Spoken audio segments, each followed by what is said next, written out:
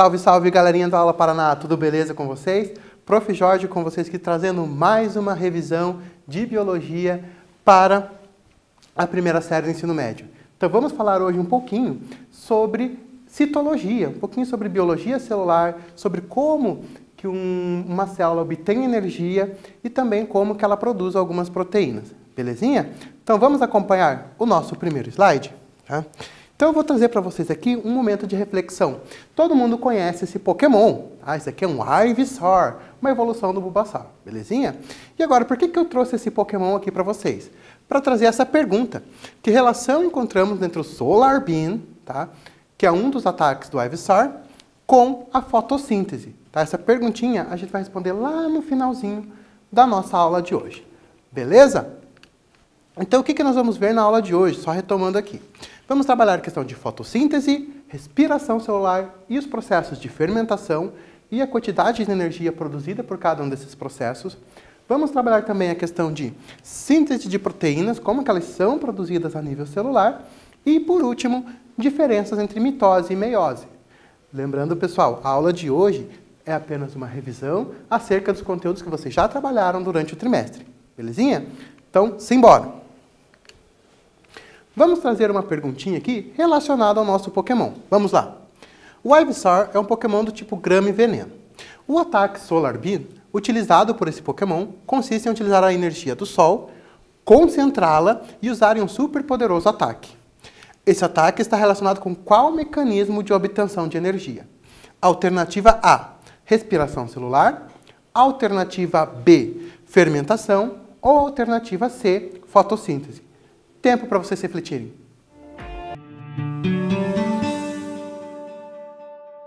Belezinha, galerinha? Conseguiram assinalar a alternativa? Então, quem assinalou aqui?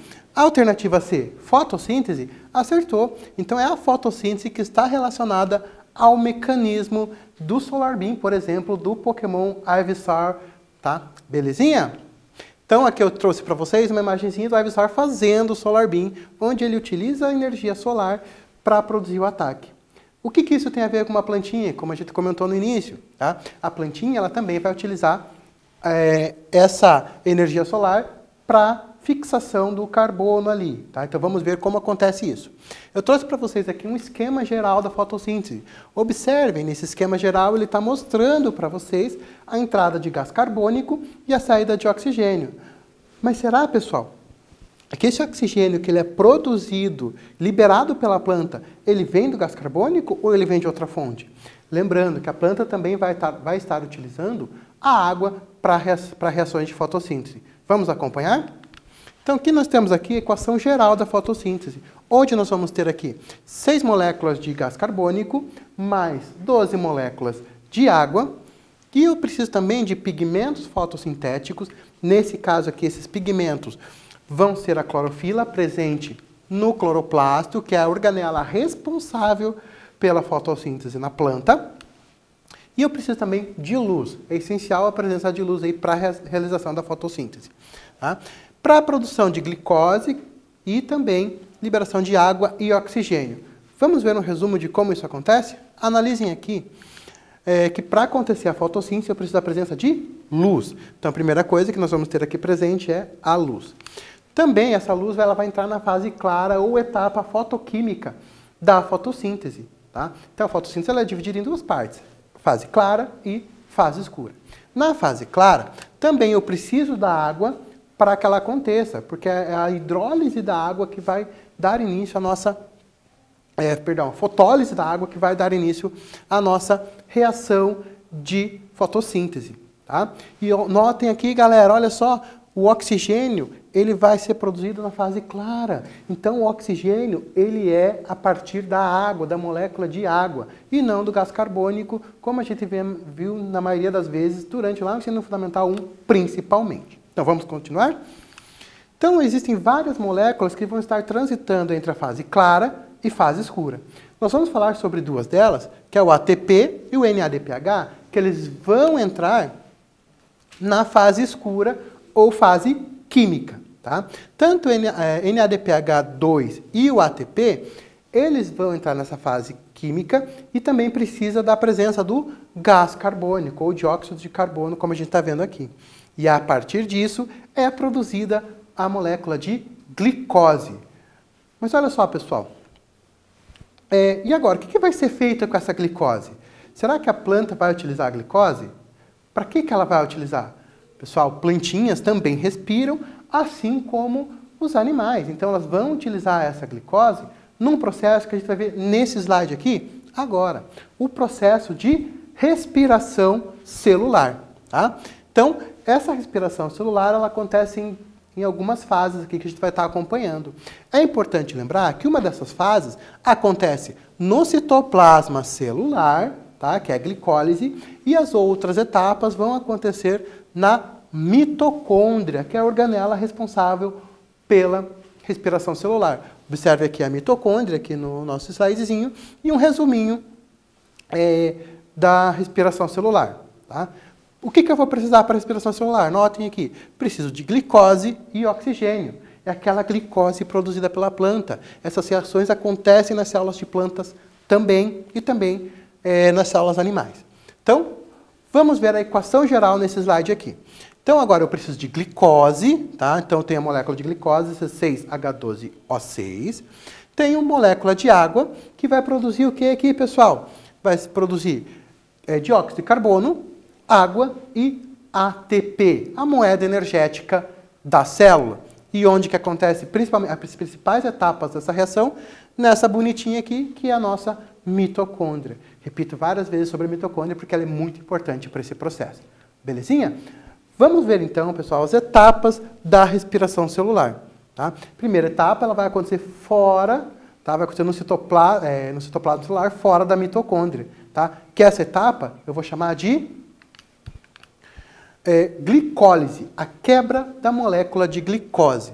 Tá? Quando eu quebro essa molécula de glicose, eu vou ter a formação de duas moléculas de ATP. Então, a glicólise ela produz pouca moeda energética para a célula. Lembrando, acontece no citoplasma celular, fora da mitocôndria. A segunda etapa já acontece dentro da mitocôndria. Nós temos o ciclo de Krebs. Tá? Então, lembrando, só vou retomar aqui. Na glicólise existe a produção de 2 piruvatos. Esses piruvatos são são moléculas que têm carbono, a presença de 3 átomos de carbono. Tá? Esse piruvato ele entra no ciclo de Krebs e também tem mais a produção de 2 moléculas de ATP. Nossa, professor, mas é tão ineficiente assim a respiração celular? Só produziu 4 ATP? Galerinha, a vela do bolo acontece aqui, ó, tá? O recheio. Nós temos aqui a cadeia respiratória, que é a principal produção de ATP realizada na mitocôndria. Notem que na cadeia respiratória existe a produção de 34 moléculas de ATP. Então, são um conjunto de reações químicas que termina num total produzindo 2 moléculas de ATP na glicólise, 2 no ciclo de Krebs, mais 34 na cadeia respiratória, tendo um total de quantos? 38 moléculas de ATP. E nós temos também, pessoal, a fermentação. A fermentação acontece principalmente em fungos e também acontece nas células musculares quando tem uma sobrecarga de gasto energético. Tá? Então, nós também fazemos a fermentação, só que a fermentação que acontece nos nossos músculos eu vou chamar de fermentação lática, que produz ácido lático. E nós temos também a fermentação alcoólica, que vai produzir o quê, pessoal? Belezinha? Etanol, bem tranquilo, né? Então, vamos analisar aqui um resuminho da fermentação. Então, para que aconteça a fermentação, nós vamos precisar de glicose. E essa molécula de glicose, ela é quebrada em ácido pirúvico, tá? De 3 carbonos. Tá? Dependendo de como vai prosseguir essa reação química, eu posso ter a fermentação alcoólica, que produz o etanol, e eu posso ter a fermentação lática, que vai produzir o ácido lático. Isso que é importante lembrar, que nós temos esses 2 tipos de fermentação. E nós vamos para um exercício aqui. Tá? Vamos lá, quase passei a resposta para vocês ali, né? Então, exercício, o quiz. A respiração celular divide-se em 3 etapas: glicólise, ciclo de Krebs e cadeia transportadora de elétrons, ou cadeia respiratória. A fase que produz a maior quantidade de energia na forma de ATP, que é a adenosina trifosfato, a moeda energética da célula, para a célula é alternativa A, ciclo de Krebs, alternativa B, cadeia transportadora de elétrons, ou alternativa C, glicólise. Tempo para vocês pensarem.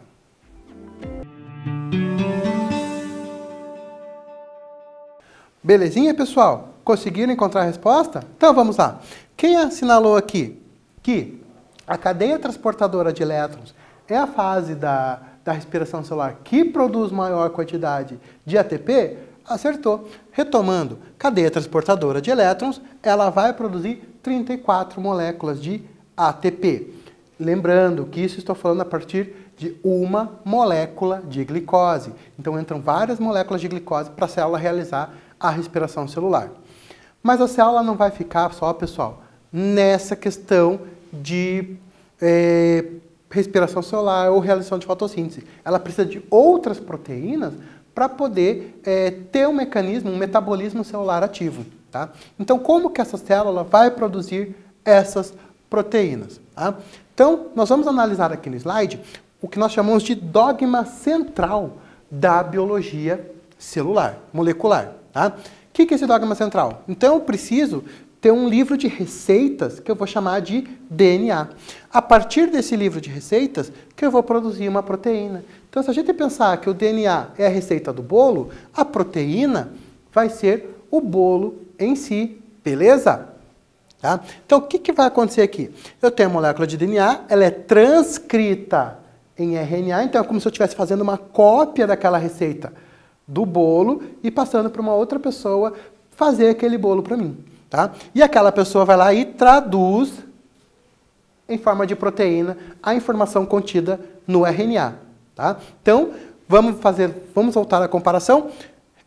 Receita do bolo, eu transcrevo aquela receita da avó que ela transcreve para a mãe e a mãe vai lá e faz o teu bolo de aniversário lá. Belezinha? Tá? Então esse é o dogma central da biologia molecular, lembrando que nós temos também replicação de RNA, de RNA e de DNA, e temos também a transcrição reversa, tá? Que vocês vão acompanhar com mais detalhes dentro da aula do professor Luciano sobre síntese de proteínas. Belezinha? Então vamos ver como que isso acontece. Analisem aqui, ó. Então eu vou ter aqui um gene, tá? Vou estar mostrando aqui um gene, que vai ter um trecho desse DNA que ele vai produzir proteína, tá? Um trecho que vai produzir proteína, tá? E ele é formado por exons e introns. Então são regiões que vão ser ser ativas dentro da síntese de proteínas e regiões que não vão ser ativas na síntese de proteínas, tá? Mas vamos analisar aqui. Então, quando eu faço essa transcrição, eu estou fazendo uma cópia de uma dessas fitas do DNA. O DNA ele é formado aqui, ó, vocês podem ver que tem uma fita dupla. Então, eu vou pegar a metade dela, vou fazer uma cópia da metade de uma das fitas aqui. Tá? Quando eu transcrevo, eu formo um pré-RNA mensageiro. Eu chamo de mensageiro porque ele vai levar essa mensagem lá para o citoplasma da célula para poder fazer a produção de proteínas. Só que antes dele sair e fazer esse papel de carregar essa mensagem, ele vai passar por um processo chamado de splicing. Tá? Esse splicing é a remoção dos introns, tá? E deixando apenas os exons que vão ser traduzidos em proteínas. Então precisa maturar esse pré-RNA para que ele possa ter a sua função. Nós vamos ver aqui um pouquinho como que vai acontecer. Nós temos também o RNA transportador. Esse RNA transportador ele vai transportar, ó, aminoácidos. Tá? Importante, tem uma questãozinha que ele vai trabalhar isso daqui a pouquinho. RNA transportador transporta aminoácidos. Ele vai estar lá no citoplasma com seus aminoácidos para poder realizar a tradução ali junto com o ribossomo. Vamos entender como isso acontece? Ó, aqui eu tenho embaixo, ó, o RNA mensageiro, carregando a informação que ele pegou lá do DNA. Tá? E aqui eu tenho esse daqui que parece um rostinho de um personagem da Disney. Tá? Deixem aí nos comentários que personagem da Disney é esse. Tá? Ou é da Cartoon, se eu não me engano. Tá? Então vamos lá. Parece um rostinho de um personagem e esse daqui é o que nós chamamos de ribossomo. Tá? Então aqui nós vamos ver como que vai acontecer essa tradução. Então, o ribossomo ele vai passar aqui, vai fazer a leitura, como se fizesse a leitura, tá, daquela informação contida no RNA mensageiro. Tudo bem? E o RNA transportador, ele vai se ligar a cada 3 pares de bases aqui, a 3 bases que nós vamos ter aqui carregadas no RNA mensageiro. Tá? Então eu tenho aqui, vamos voltar aqui para o RNA transportador. Notem, ele tem aqui CGG e aqui GCC. Então, o que vai acontecer aqui, galerinha? O que acontece aqui, pessoal? Ele reconhece essa sequência e acontece o encaixe aqui do RNA transportador. Lembrando, o RNA transportador vai carregar o quê? Aminoácido, tá? Vamos voltar aqui. Então, ele vai fazendo isso, ele vai caminhando por essa fita de RNA mensageiro e vai deixando as proteínas, os aminoácidos ligando-se um no outro para formar a proteína. Como que isso vai ficar numa visão externa? Tá? Então, aqui eu tenho o ribossomo, a fita de RNA mensageiro, é como se ele estivesse caminhando e aqui são os aminoácidos se ligando, formando uma cadeia polipeptídica, formando a nossa proteína aqui. Beleza? Tá? Então, um breve resumo da síntese de proteínas. Lembrando que são 2 processos. Transcrição, quando eu tenho o RNA. Transcrição, quando eu tenho o RNA mensageiro sendo formado dentro do núcleo celular, porque o DNA não sai do núcleo celular. Esse RNA mensageiro ele sofre maturação, vai para o citoplasma celular e ali ele é traduzido num processo chamado de tradução. Beleza? Só que a síntese de proteínas ela não vai acabar por aí. Tá? Ela vai passar também por um empacotamento dessa proteína produzida. Então, aquela proteína vai ganhar uma forma, tá, tridimensional, e ela é empacotada e liberada pelo complexo Golgiense. Tá? Então, essa é a função dessa organela aí. Belezinha? É como se fosse uma linha de produção, pessoal. Tá? Como se fosse uma linha de produção, que você vai lá, faz o teu produto e você não vai mandar ele de qualquer jeito para o seu cliente. Você vai empacotar aquele produto para poder encaminhar. Tudo bem? Vamos analisar um exercício aqui agora. Acompanhe comigo. Na síntese proteica, observam-se os seguintes eventos. 1. O gene, segmento de DNA, é transcrito em RNA mensageiro. 2. O RNA mensageiro combina-se com um complexo de ribossomo, RNAs transportadores e aminoácidos. 3. A proteína é sintetizada. Num experimento de laboratório hipotético, realizou-se uma síntese proteica utilizando-se DNA de um gene humano, RNA transportadores de ovelha e aminoácidos de coelho. Ao final do experimento, obteve-se uma proteína. E agora, essa proteína, alternativa A, é humana? Alternativa B, é de ovelha? Alternativa C, é de coelho? Ou alternativa D, é quimérica de homem e ovelha? Lembrando, quimérica é a mistura ali, formar dos genes ali, belezinha? Tempo para vocês raciocinarem. Belezinha, galerinha? Conseguiram responder? Vamos acompanhar lá? Galera, para a gente responder essa questão, a gente tem que lembrar de qual o DNA que vai dar origem a essa proteína. O DNA que dá origem à proteína é DNA humano. Portanto, nós vamos ter aqui a proteína produzida é humana. Beleza, pessoal? Então, vamos prosseguir. A célula vai apresentar ciclo de vida assim como todos os seres vivos, já que a célula é a menor unidade viva. Tá? Então, esse ciclo de vida da célula, ele pode ser resumido da seguinte forma aqui. Vamos analisar. Nós vamos ter aqui uma etapa de crescimento geral, que eu vou chamar de fase G1. Tá? Depois, uma fase de duplicação do DNA, que eu vou chamar de fase S, fase de síntese. Vou ter uma fase G2, que vai continuar o crescimento celular, até que ela entra na fase de mitose, que a gente também chama de fase M. Tá? Então, notem aqui nesse gráfico, na fase G1, vamos imaginar que eu tenho aqui duas cargas cromossômicas aqui, tá? Na fase G1. Na fase S, notem que ele vai duplicar, tá? É fase de síntese, fase de duplicação. Entro na fase G2 e na fase M, o que acontece? Ele volta a ter a quantidade que ele tinha inicialmente de cromossomos aí, tá bom? Tá? Então, esse gráfico é muito importante e geralmente ele cai muito em vestibulares. Prosseguindo. Então, nós vamos trabalhar a diferença hoje entre mitose e meiose. Tá? O que eu vou ter na meiose? Na meiose, eu vou ter a formação de 4 células filhas, enquanto na mitose só tenho a formação de 2 células filhas. Na meiose, essas células filhas elas vão apresentar metade de material genético da célula mãe. Já na mitose vai ser a mesma quantidade. Belezinha? Tá? Na meiose acontecem 2 divisões celulares, enquanto na mitose acontece apenas uma divisão celular. Como que você vai poder recordar isso, professor? Eu trouxe para vocês aqui uma musiquinha, tá? Essa musiquinha é do MC Kekel. Quem já ouviu aquela música lá, Quero Andar de Meiota, tá? Ela traz um conteúdo bem juvenil, bem jovem, mas eu trouxe um conteúdo aqui para a gente recordar nas nossas aulas de biologia. Vamos cantar junto? Então, o que nós temos aqui? Vamos lá? É só o refrão, galera. Quer fazer a meiose? Ela que forma a gameta? Quer fazer a meiose? Ela que forma a gameta? O que eu estou falando aqui, pessoal? Que a meiose ela é responsável pela formação de gametas, pela gametogênese, tá? Lembrando que isso eu estou considerando as espécies de animais aí, que, na sua grande maioria, tá?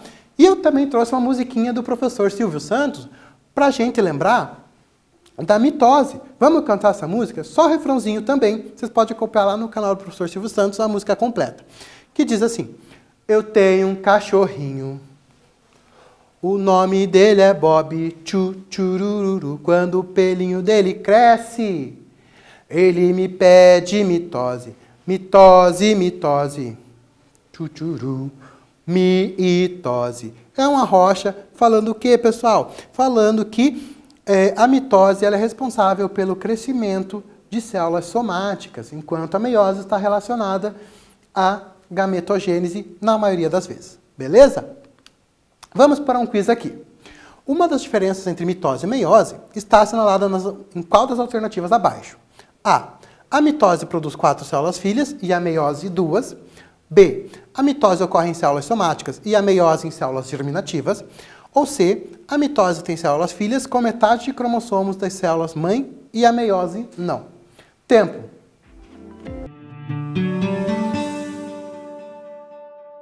Belezinha, galerinha? Quem respondeu aqui? A alternativa B, que a mitose ocorre em células somáticas e a meiose em células germinativas, acertou. Vamos trazer mais um exercíciozinho aqui para a gente poder finalizar a nossa aula. Tá? Então, como reconhecimento de seus trabalhos pioneiros relacionados ao ciclo celular, Leland Hartwell, Tim Hunt e Paul Nurse receberam o Prêmio Nobel de Medicina e Fisiologia em 2001. Com relação ao ciclo celular em eucariotos, assinale a alternativa correta. Tá? A. A célula em G1 perde as suas atividades metabólicas. B. A síntese de DNA e RNA é mais intensa durante a fase G2. C. A fase S caracteriza-se principalmente por intensa atividade nucleolar. Ou D. A célula em G1 possui metade da quantidade de DNA comparada a G2. Tempo para vocês raciocinarem.